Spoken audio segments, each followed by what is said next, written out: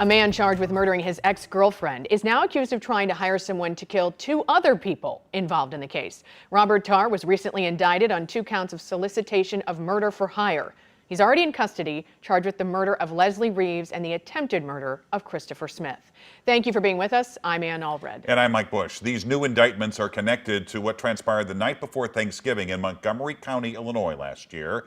Our Justina Cornell joins us in studio with new details about this case. Yeah, Mike, on November 24th, Leslie Reeves hung out with Chris Smith near his home in Farmington, Illinois.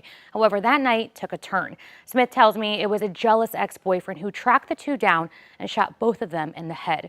However, the latest accusations show the suspect wasn't done.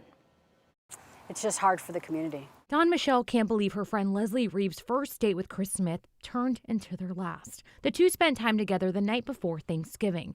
The next day, Reeves was found shot to death in Smith's living room. She was so loved in the community. Smith was found lifeless in the kitchen, but he survived. He says the kitchen door was left open and the freezing cold air likely saved his life. Smith suffered multiple strokes and is now paralyzed on the left side of his body. Just absolutely horrible. Reeves' ex-boyfriend Robert Tarr was charged for her death and attempted murder for Smith. However, new indictments by a grand jury say while Tarr was in custody, he tried to hire someone to kill Smith and a Montgomery County deputy investigating the case. We miss her laugh and her smile. Michelle shares the latest allegations are hard to grasp, especially knowing her friend was an advocate for domestic violence victims, and she lost her life the same way she protected others. The thing that she fought the hardest for, and then to see that how it ended. Jessica Woolbright with St. Martha's Hall supports domestic violence survivors, and she says many characteristics of an abuser involve control. Domestic violence is all about power and control.